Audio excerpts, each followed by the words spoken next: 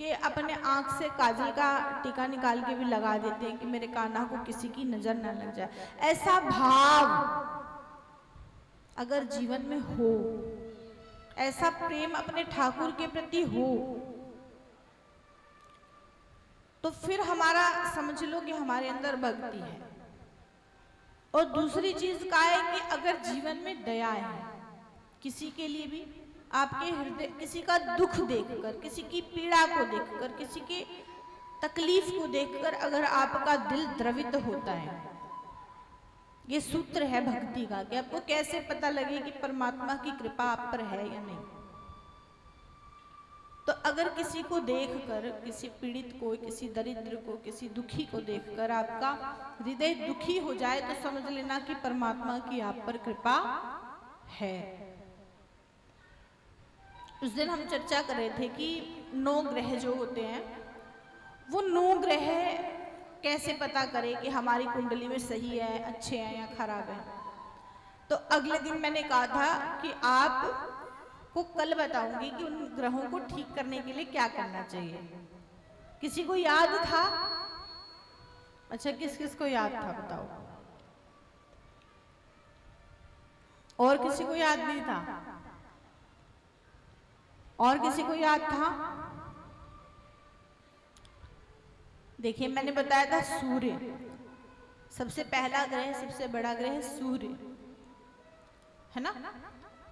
सूर्य अगर आपका खराब है तो पिता से आपकी नहीं बनती। आप झूठ बोलते हैं, स्पष्ट नहीं बोल पाते हैं, सच नहीं बोल पाते, बात को क्लियर नहीं कर पाते, तो ये सूर्य खराब होने के संकेत हैं।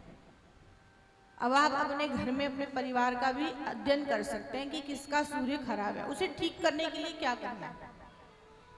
सुबह जल्दी उठें, सूर्य को जल दें। जल ऐसा दें सूर्य को कि लाल चंदन या लाल रंग की जो रोली होती है, सिंदूर होता है ना एक लाल रंग का, जिसे थोड़ा सा पानी में डालो तो पानी का रंग लाल हो जाता है। सूर्य का रंग क्या है? लाल है, क्योंकि सूर्य कैसा है? जलता हुआ, आग की तरह। तो वो लाल रंग का चंदन या तिलक या रोली कुछ भी जल में डालें और वो सूर्य देव पे अर्पित करें। अगर ये भी नहीं कर सकते हैं आप, तो पिता के चरण छुएं। ठीक है, पिता का आशीर्वाद लें, पिता से प्रेम भाव से रहें, उनका आदर करें, उनका सम्मान करें, उनकी बातों को सुने, उनको ध्यान से सुने और उनकी बातों को मानने की कोशिश करें। चंद्रमा अगर खराब है, कैसे पता लगेगा? आपको याद है चंद्रमा खराब होने के क्या क्या कारण? कैसे पता लगेगा कि चंद्रमा खराब है? मन अगर कमजोर है, छोटी छोटी बात पे मन जो है कमजोर हो जाता है, डर जाता है, भयभीत हो जाता है, या माँ से आपकी नहीं बनती, तो चंद्रमा खराब है। इसके लिए क्या करना है? मन को मजबूत करना है। कैसे? चिंता करनी छोड़ दे। और चिंता कब छूटेगी? जब हम अपने आप को भगवान को अर्पण कर देंगे। और दूसरी चीज, चंद्रमा जो है वो आपके घर में आपकी माँ है। माँ की सेवा करिए, माँ के चरण दबाएं, चांदी का कड़ा पहने, उससे भी चंद्रमा मजबूत होता है। दाएं हाथ में चांदी का कड़ा पहने या गले में चांदी की चेन पहने। तीसरा है मंगल। मंगल अगर आपका कमजोर है, छोटे भाई से आपकी नहीं बनती, लड़ाई झगड़ा होता है, या प्रॉपर्टी का काम आप कर रहे हैं, उसमें आपको इन्वेस्ट करने के बाद लाभ नहीं मिलता, तो आपका मंगल कमजोर है। तो मंगल को मजबूत करने के लिए क्या करना है? सबसे सरल उपाय तो यह है, मंगल जो है वो हनुमान जी को प्रेजेंट करता है। अगर आप हनुमान चालीसा पढ़े रोज और भोजन थोड़ा सा तीखा खाएं, मिर्च थोड़ी सी बढ़ा दें, लाल मिर्च जो है ना उसे बढ़ा दें भोजन में, तीखा खाएंगे तो मंगल मजबूत होगा, स्ट्रॉन्ग होगा, मंगल तेज हो जाएगा। चौथा है बुध। बुध है बहन। बहन से अगर नहीं बनती या कोई लड़ाई झगड़ा हो गया है तो आपको लग रहा है कि बुध खराब है। और बुध जो है बिजनेस का भी कारक होता है। कोई बिजनेस कर रहे हैं आप और बुध आपका बिजनेस नहीं चल रहा, तो समझ ले कि आपका बुध खराब है। उस बुध को ठीक करने के लिए क्या करना है? गाय को हरा चारा खिलाएं, या हरी वाली मूंग की एक दाल आती है, साबुत मूंग की दाल होती है जो हरे रंग की होती है, उसे मंगलवार को रात को भिगो के रखें, सुबह गाय को खिलाएं। तीसरा, बहन को उपहार देते रहे, कुछ ना कुछ उपहार अपनी बहन को देते रहे, कपड़े, कुछ भी, जो भी आपकी इच्छा हो, कि बहन आपकी प्रसन्न रहे। बृहस्पति अगर आपका खराब है तो आपको क्या करना है? गुरु की, संत की, ब्राह्मण की शरण में जाना है, उनके साथ प्रेम भाव रखना, उनका आदर सत्कार करना है। हो सके तो बृहस्पतिवार के दिन में बेसन ना खाएं, बेसन ना खाएं और बेसन का दान करें। जैसे बेसन के लड्डू हो गए, बेसन के पकोड़े भी होते हैं, या फिर आप चने की दाल का दान कर सकते हैं बृहस्पति के लिए। शुक्र जो है वो हमारी लग्जरी लाइफ देता है, शोहरत, ऐश्वर्य। मैंने उस दिन भी कहा था कि शुक्र जो है सबको चाहिए, लग्जरी लाइफ सबको चाहिए, घूमना फिरना, पैसा, धन सबको चाहिए। तो शुक्र को ठीक करने के लिए क्या करना है? पति पत्नी आपस में लड़ाई झगड़ा ना करें, सबसे पहले तो धन को अगर रोकना चाहते हैं। और गुलाब का इत्र लक्ष्मी जी को चढ़ाएं। कौन सा इत्र? गुलाब का इत्र लक्ष्मी माँ के चरणों में चढ़ाएं, उन्हें लगा के आए। या किसी भी मंदिर में जाएं, वहां पर अगर लक्ष्मी जी नहीं है, राधा रानी को भी आप चढ़ा सकते हैं, क्योंकि राधा रानी का एक नाम है श्री, श्री जी, श्री माने लक्ष्मी जी। शनि अगर आपका खराब है, अगर आप बहुत ज्यादा आलस करते हैं, अपने काम को डिले करते हैं, आप फुर्तीले नहीं हैं, लेजी हैं, तो शनि को ठीक करने के लिए आपको क्या करना है? काम को डिले नहीं करना, चलो आज छोड़ो कल कर लेंगे, ऐसा नहीं। दूसरी चीज, ब्लू कलर, काले कलर के कपड़े ना पहन के नीले रंग का इस्तेमाल करें। कपड़े जो है नीले रंग का पहने, उससे भी शनि मजबूत होता है। तीसरा, पहले घरों में खड़ाऊ हुआ करते थे, खड़ाऊ समझते हैं आप? खड़ाऊ, लकड़ी के खड़ाऊ हुआ करते थे, और किचन में, रसोई में जब जाते थे तो वो खड़ाऊ पहन के जाते थे। खड़ाऊ पहनकर चलने से भी शनि ठीक होता है। इसके बाद है राहु। राहु अगर किसी का खराब है, अब राहु खराब होने के क्या क्या लक्षण है, किस किस को याद है? किसी को याद है राहु अगर खराब होगा तो क्या होगा? ससुराल वालों से नहीं बनेगी। तो राहु को ठीक करने के लिए क्या करना है? राहु को सबसे प्रिय क्या है? आपको पता है राहु की इष्ट कौन है? मां सरस्वती। तो राहु अगर आपको ठीक करना है तो मां सरस्वती की पूजा करें, मां सरस्वती की आराधना करें, उन्हें मनाएं, उनके बीज मंत्र का जाप करें। और केतु है मोह। केतु अगर किसी का खराब है, मोह का त्याग करें, जो सबसे कठिन काम है ना? हर व्यक्ति को किसी ना किसी से मोह जरूर होता है। मोह का त्याग करें, और अगर ऐसा भी नहीं कर सकते हैं तो कहते कुत्तों को खाना खिलाएं। और खाना कैसा खिलाना है? रोटी पे घी नहीं लगाना। बहुत सारी महिलाएं यहाँ पर कितने ऐसे बैठे हैं जो कुत्ते को खाना देते हैं, आखिरी रोटी कुत्ते की निकालते हैं ना, कितने लोग निकालते हैं। लेकिन उस पर देसी घी ना लगाएं, नहीं तो केतु खराब हो जाएगा। उस पर सरसों का तेल लगाएंगे, कुत्ते खाएंगे नहीं है। सरसों के तेल वाली रोटी कुत्ता नहीं खाता। लेकिन अगर आप उस रोटी को थोड़े से दूध में भिगो देंगे ना, और तेल लगा देंगे अपने हाथ से, और मतलब थोड़ा सा दूध लेके उस रोटी को भिगो दें दूध में, फिर उसे कुत्ता खा लेता है। तो केतु को अगर ठीक करना है तो ये नवग्रह हैं, इन्हें ठीक करने का ये उपाय बताया। शुक्र जो है इसका एक उपाय और है, माँ दुर्गा की स्तुति करना, माँ दुर्गा को याद करना, उनका चालीसा पढ़ ले या उनकी सेवा कर ले, ये भी शुक्र को ठीक करता है।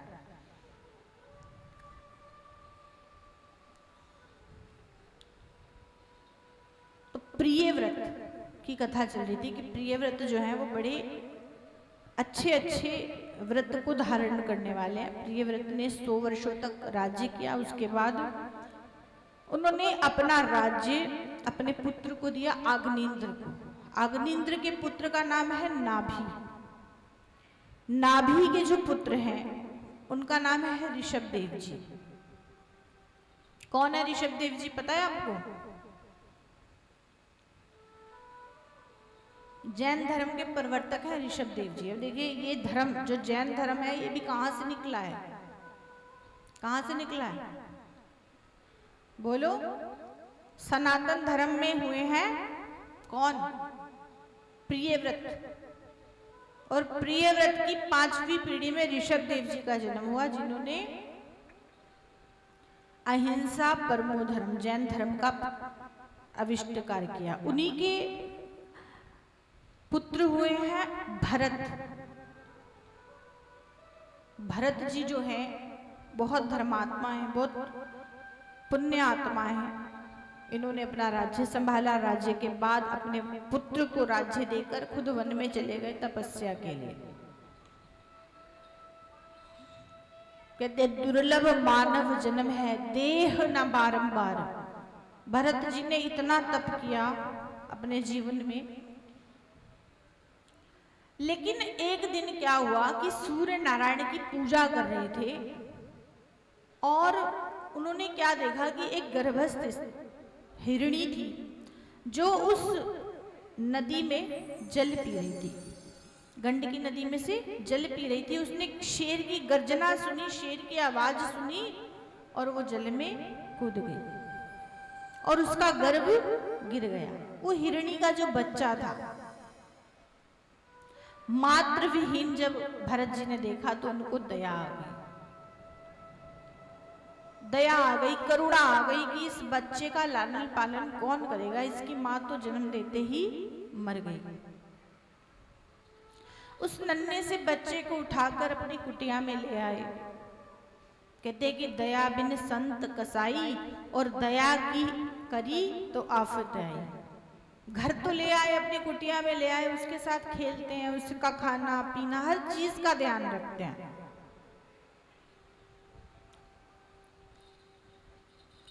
कहते संत हृदय नव नीत समाना, संत हृदय नव नीत समाना।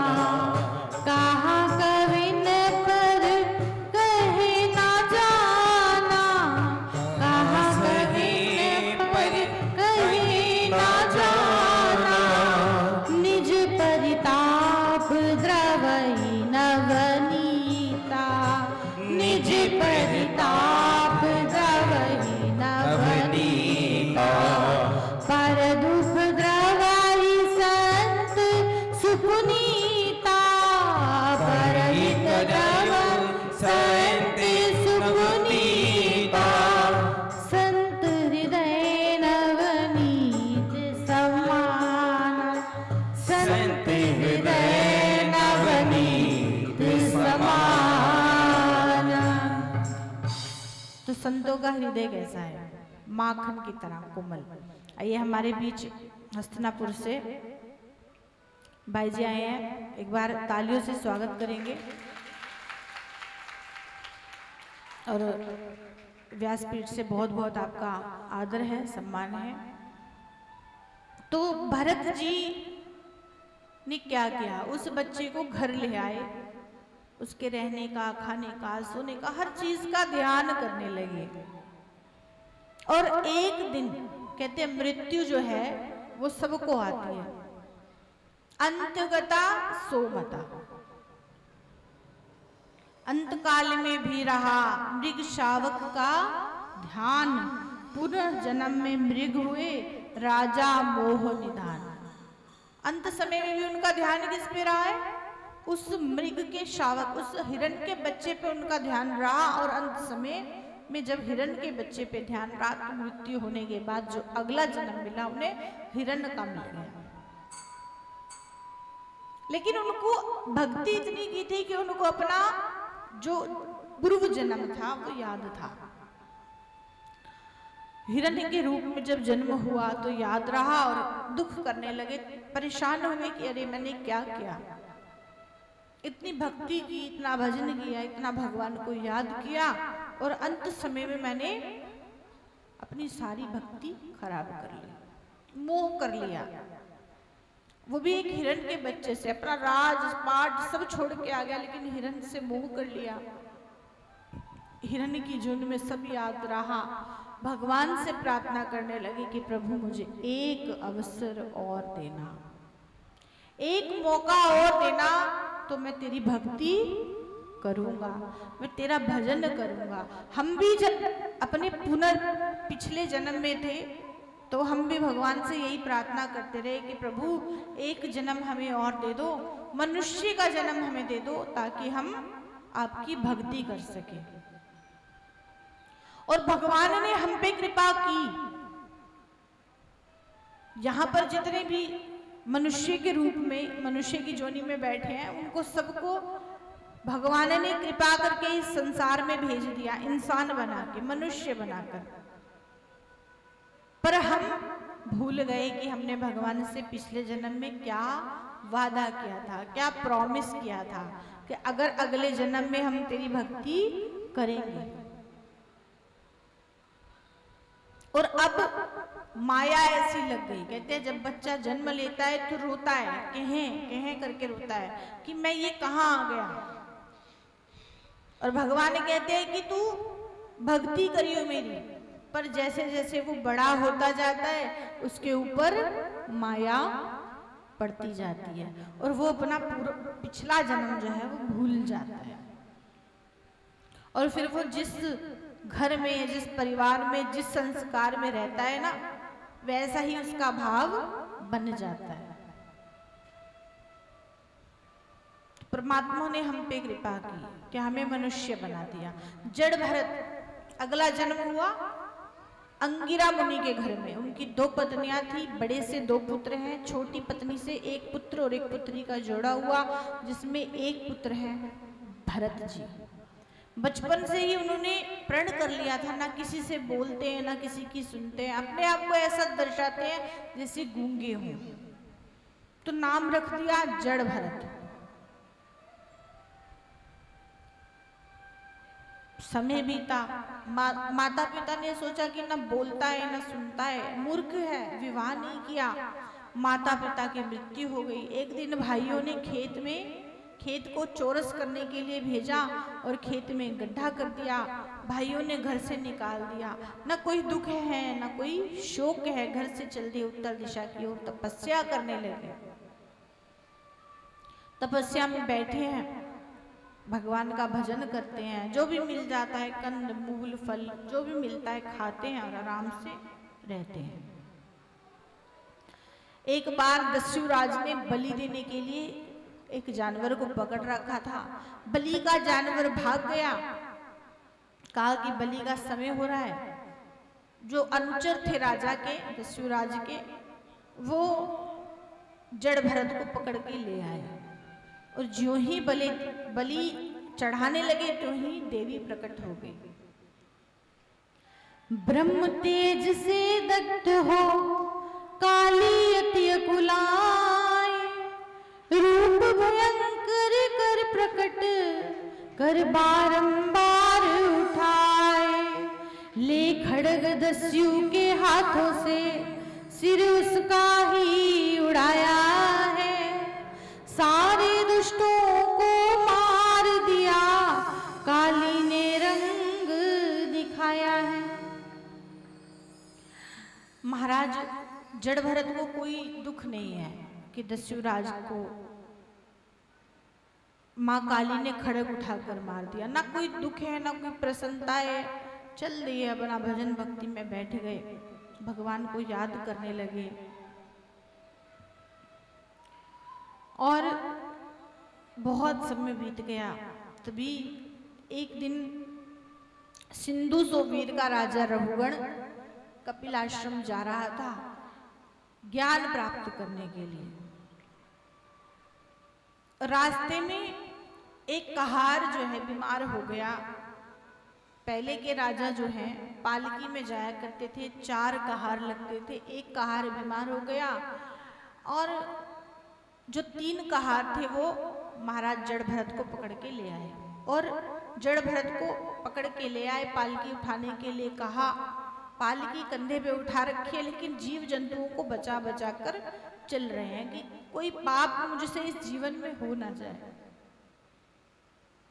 बड़े कष्ट के बाद ये जीवन मिला है, कोई पाप ना हो जाए। और जब टेढ़े मेढ़े चलते हैं तो राजा का सिर पालकी से टकराने लगा। जब राजा का सिर पालकी से टकराने लगा तो राजा ने कहा कि तू बड़ा दुर्बल है, कमजोर है। कि कुछ नहीं बोले, चुप रहे। राजा ने बहुत कहा लेकिन जड़ भरत चुप रहे। अंत में कहा कि ये सारी प्रजा जो है वो मेरी दास है, मेरी सेवक है। तब कहते हैं कि जड़ भरत को दया आ गई। जड़ भरत ने उपदेश देना शुरू किया कि महाराज इस संसार में ना तो कोई किसी का दास है और ना ही कोई किसी का राजा है। इस संसार में सब किसके दास हैं? भगवान के दास हैं। सभी भगवान के भक्त हैं, सभी भगवान की सेवा में हैं और सबके जो राजा हैं, सबके जो इष्ट हैं वो प्रभु हैं।